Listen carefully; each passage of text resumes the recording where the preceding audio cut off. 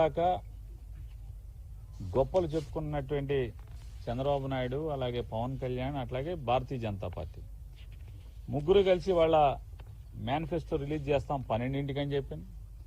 12 దగ్గర నుంచి సాయంత్రం 1, 2, 3, 4 గంటలు గడుస్తున్నా కూడా వారి మేనిఫెస్టో బయటికి రాదు. చివరికి సరే వచ్చింది మేనిఫెస్టో ఏంటంటే 2 ఫోటోలు కాస్త 3 ఫోటోలు కాస్త 2 ఫోటోలు అయ్యాయి. అంటే ఈ కూటమి సర్కస్లో ఒకసారి చూడండి. అంటే ప్రజలకు ఏదైతే వాగ్దానం చేస్తున్నారో, హామీలు ఇస్తున్నారో, ఆ హామీలకి ముగ్గురులో ఒక ఆయన సంతకం పెట్టే పరిస్థితి లేదు. అంటే ఇక్కడే అంటే వీళ్ళిద్దరూ మోసం చేస్తున్నారని మూడో అతను చెప్తున్నాడు. నా ఫోటో ఇవ్వకండి, నా సంతకం పెట్టబాకండి ఆ మేనిఫెస్టోలో అని చెప్పని ఆ పరిస్థితులు మనం చూసాం. ఎందుకని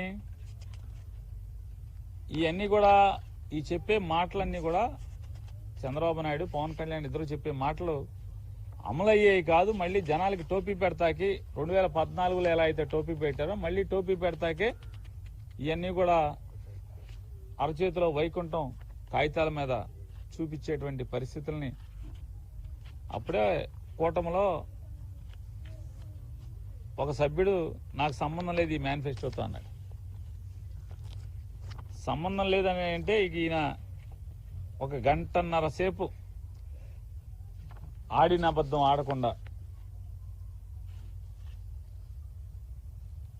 పోసుకోవాలి మాటలు, అంటే జరగని మాటలు, అసత్యాలు, ఈ సొల్లు మాటల గంటన్నర సేపు మాట్లాడినటువంటి పరిస్థితులు మనం చూసాం. ఈ గంటన్నర సేపు మాట్లాడింది ఏంటంటే కనీసం 45 ఏళ్ళ ఇండస్ట్రీ, 14 ఏళ్ల ముఖ్యమంత్రి అని చెప్పుకునేటువంటి ఈ చంద్రబాబు నాయుడు, అరే 50 ఏళ్ల కుర్రాడు 5 ఏళ్లు ముఖ్యమంత్రి చేశాడు, అనుభవం 5 ఏళ్ల అనుభవానికి జగన్మోహన్ రెడ్డి గారు మేనిఫెస్టో ఎట్లా రిలీజ్ చేశాడు? ఇదిగో 2019లో నా మేనిఫెస్టో, ఇదిగో నాకు ప్రజలు అవకాశం ఇచ్చారు, దాంట్లో మేనిఫెస్టో మొత్తాన్ని చూపిస్తూ ఈ మేనిఫెస్టోలో ఇది అమలు చేశాను, ఇది అమలు చేశాను, ఇది అమలు చేశాను, ఇది అమలు చేశాను, ఇది చేయలేకపోయాను. 99% నేను చెప్పిన హామీల్లో 99% అమలు చేశాను, 1% చేయలేకపోయాను. రాష్ట్ర ఆర్థిక స్థితిగతులు అంటే రాష్ట్రానికి సంవత్సరం ఆదాయం ఎంత వస్తుంది, ఖర్చులు ఎంత ఉంటాయి, నేను నా హామీల్ని నెరవేర్చడానికి, నేను ఇచ్చిన మాటలు 99% హామీలు నెరవేర్చడానికి 71 కోట్ల రూపాయలు సంవత్సరం నేను ఖర్చు పెట్టాను. కానీ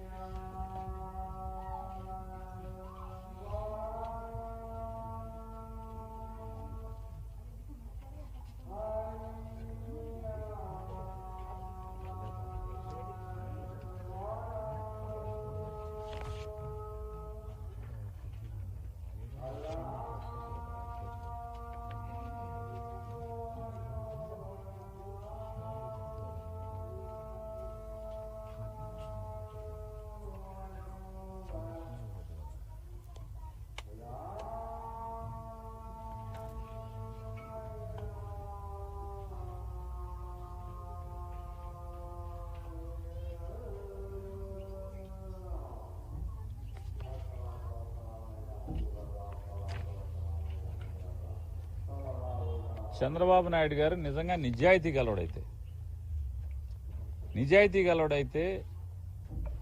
2014లో కూడా భారతీయ జనతా పార్టీ, పవన్ కళ్యాణ్, తెలుగుదేశం పార్టీ ముగ్గురం కలిసి మేము ఒక మేనిఫెస్టో సంతకం పెట్టి ఇంటింటికి ఇచ్చాం. ఆ మేనిఫెస్టో ఇదిగో, దాంట్లో మేము ప్రజలకి ఈ హామీలు ఇచ్చాం. ఇల్లు లేని ప్రతి పేదవాడికి 3 సెంట్లు స్థలం ఇస్తామని చెప్పాం. ఎవరికన్నా ఇచ్చామా? కొన్ని ఎన్ని లక్షల మందికి ఇచ్చాం? ఇంట్లో ఆడపిల్ల పుట్టిన ప్రతి ఆడపిల్లకి 25,000 రూపాయలు ఫిక్స్డ్ డిపాజిట్ చేస్తాం. చేశామా? ఎంతమందికి చేశాం? డ్వాక్రా అక్క చెల్లెలందరూ కూడా అప్పు తీసుకున్నటువంటి 14,000 కోట్ల రూపాయలు బేషరతుగా రుణమాఫీ చేస్తామని చెప్పాం. చేశామా? చేస్తే చేశామని.